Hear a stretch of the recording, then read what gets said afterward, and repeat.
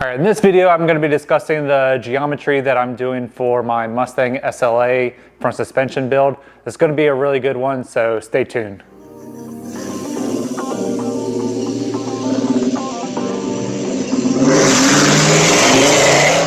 Welcome back to the channel, everybody. Yes, we are going to be talking about the Mustang front suspension. Finally, going to be discussing the geometry that I have kind of figured out for the car. But first, let's do a disclaimer. So I am not a race engineer. I'm not a design engineer. So everything that I'm doing is things that I have learned either through classes that I took way back in college, from reading on the internet, from reading books like this one. So I am still learning. I will get things wrong. I'm not gonna have everything perfect. So if I got something completely wrong, leave it down in the comments and we can discuss. But this is all gonna be a learning process as we go, doing what we can to improve and learn along the way. Suspension design is all about a compromise. It's making what you have work to its best abilities. There's no perfect suspension design out there. Everything is a little bit different. Everything kind of works within some constraints, whether it be the body, the tire, the spindle, the brake, ride height, all these things. Everything is a compromise. So we will do the best that we can. Again, if I get anything really wrong, leave it in the comments. As I mentioned before, I'm going to try to do this in different phases. So this is phase one, which phase one is trying to use as much stock components as I can. And then as I learn more and my skills improve and as funding improves, I will improve the front suspension as I go. So I want to build lower control arms, build a new K-member. So these are all things that as I get information, as I figure things out, I'll design up, improve, and then build. But for now, we're going to use as much stock components as we can to try to make this work. Let me go over quickly what I'm using so you guys kind of have an idea. So I'm using the stock K-member off of like an SN95 Mustang. I'm using the stock spindle from a SN95 or New Edge Mustang. Haven't quite figured out which one to use yet.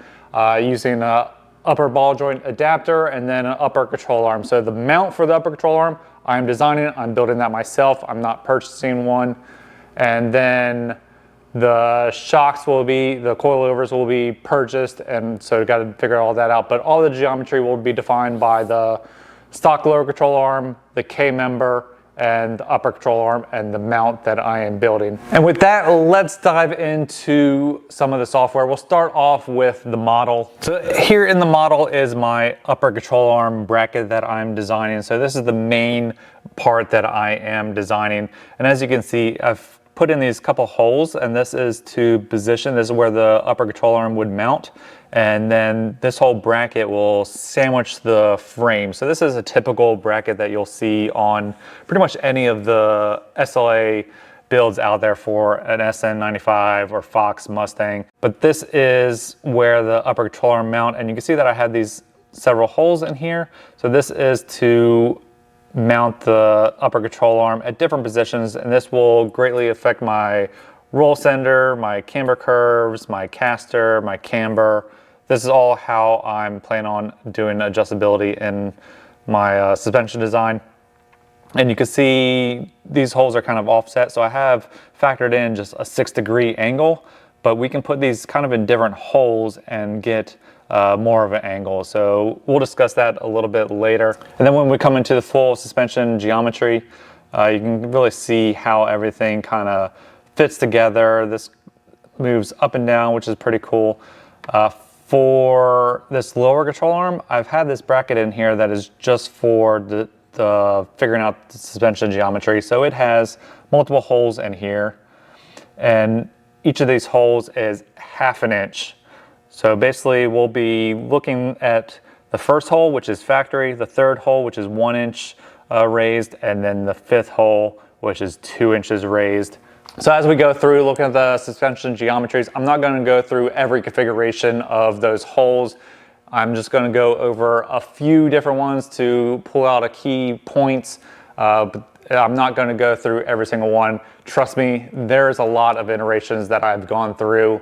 So that is one thing that you kind of factor into this kind of suspension design. There are a lot of iterations that the designers probably go through. So that is something that kind of factors into these high costs for the SLA builds out there. Yeah, the parts may not be that expensive to get cut well together, things like that, but the knowledge that went into designing that, it is a lot. All right, let's put a few arbitrary parameters on the suspension design. For roll center height, I do want it to be between 2 to 4 inches above ground, but really anything above ground is ideal. For camber, it's going to be -2 to -4, but basically it's going to be as much as I can get out of this suspension design. I'm going to really be limited by the lower control arm of how much I can actually get out of the suspension.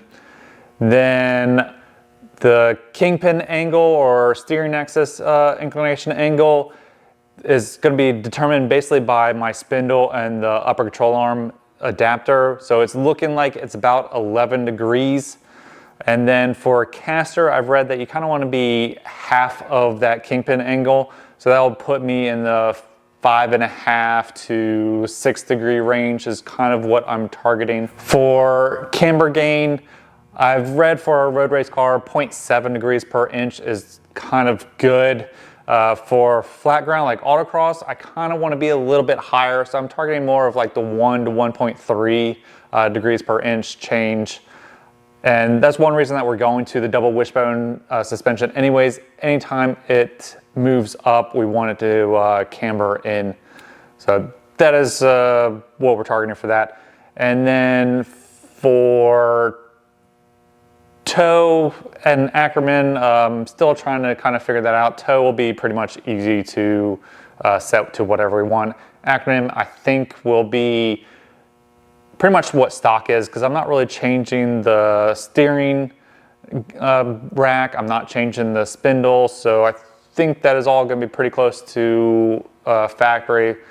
And then lastly, anti-dive. Anti-dive is one of the ones that I've really been trying to play around with the geometry to get it where I want it. I've read that between 20 to 40% anti-dive is pretty ideal. And anti-dive is a binding of the suspension during like a brake dive to not allow the car to basically dive as much, anti-dive. So I'm trying to put in some anti-dive in there so the car does not just dive down under braking. How I've been really changing that is mostly with the upper control arm, where I'm positioning that, what angle I'm putting that at, to get those anti-dive numbers where I want them. And I think that basically covers the main parameters that I am working around to try to figure out the best geometry for my particular setup. So let's dive back into the software. So the software that I'm using is Suspension Analyzer from Performance Trends. This is one of the go-to softwares for figuring out geometry. All right, so here I'm showing basically my suspension geometry kind of as it sits for the lower control arms and spindles, and then if I add in an upper control arm with the adapter mount. So having the stock location of the lower control arm and then my upper control arm, you can see that my roll center is 1.5 inches below ground, which is not what I want. It's not ideal. Everything else is kind of where I wanted to be. My camber is good. The caster is a little bit high, but I can easily play with the upper control arm, move it around to get the caster. So just in this example of where I put the upper control arm forward to back, it gave me a little bit higher caster than I want, but that is easily adjustable. Scrub radius is also around 2 inches. I think that's just going to be where it's at based on the tires that I'm using for this. If I could get some different wheels to bring the tires in a little bit, the scrub radius would be probably a little bit better, but I am not buying more wheels at this point. In the future, I do want to get some larger wheels. As I've mentioned before, these are 18 by 10.5s. I would love to get some 18 by 11s or 18 by 12s, but for right now, this is where we are at. Then we come down to the anti-dive, and the anti-dive is terrible with, and this is with like a 6 degrees upper control arm. So I could put in more upper control arm to get the anti-dive better, but right now with this design that I have, it's -3, which I'm thinking negative anti-dive is pro dive, I think, but I'm not 100% on that. My front view swing arm length is actually pretty good. It's 88.9 inches, and you kind of want that, I've heard, to be about your track width or larger. So the track width is around like 62 or 64 inches. So that's track width, I believe, is measured center of wheel to center of wheel. From here, I just went on and tried out different upper control arm positions, raising it up, and as I raise up my upper control arm, the roll center just goes down. So it really shows that there's not too much I can do with this lower control arm point to get the parameters that I want, which really goes to show you why every aftermarket K-member designed for the Mustang raises those lower control arm mounts. So let's kind of look at what if we move the lower control arm up 1 inch. So again, we'll move the upper control arm up 1 inch, and we'll move our upper arm back to its lowest position. And now we have a roll center of 2 inches. But you can really see now the front swing arm, basically these red and blue lines out here to the left and right, are much shorter. They're still okay, but they're much shorter. They're at basically 61 inches. So it's right at like kind of track width. And my anti-dive is at 9%. A little bit better, but still not kind of up to that 20% that I kind of want to be at. And my camber has gone down a lot, or up, or however you want to look at it. So I'm at -3.5. So that's really good. And then if I lowered the upper arms more, I would get more negative camber. But I'm kind of at the lowest mount that I've kind of designed in there. And as I move up, I'm just going to get less camber. So let's see if we move up, say 2 holes up on the upper control arm mount. You can see now we are at -2.8 degrees on that negative camber. But our roll center is now right at ground level, and our front swing arm lengths have gone way out to the outside of the vehicle. The anti-dive has gone up just a little bit, not that much. We're at 10%. So this is showing that I can do some things, but I don't have that much range of adjustment in there. If I were to move the lower control arm up, say 2 inches, which I think is possible on the stock K-member, then yeah, I would have a lot more range with the upper control arms and being able to keep the roll center all above ground. But I'm really feeling the 1 inch is the best place to be, 1 inch moved up on those lower control arms. So what can we do to improve our anti-dive? So we would then change the angle of our upper mount. So as I mentioned, I've kind of designed in a couple of different holes in my upper mount. So in this example, I'm putting one of the holes in a higher mount and the rear hole in a lower mount to give more angle of the upper control arm, which will then give more anti-dive. But let's take a look at some of the other variables. So our roll center height is pretty good here. We're still above ground. We're at 1 3/4. Our camber is -3.3, and that's like the max setting that I think that I would be able to get to. I could then dial some out if I wanted to be at a lower setting, say 3 degrees or -2.5 or things like that. I've moved my upper mount forward a little bit, so to reduce that caster. So I'm at 6 degrees of caster now. My anti-dive has greatly improved. We're at like basically 25% anti-dive. And I think that is a pretty good number to be at. We'll kind of see as we actually start testing the car, but I think that is a good number to be at. And then my front swing arm length is or 65.5, which is greater than our wheelbase, so everything checks out there. So hopefully this was really educational for a lot of you, why you can't just go slap on upper control arms and think everything is going to be good. There is a lot of geometry that kind of goes in it.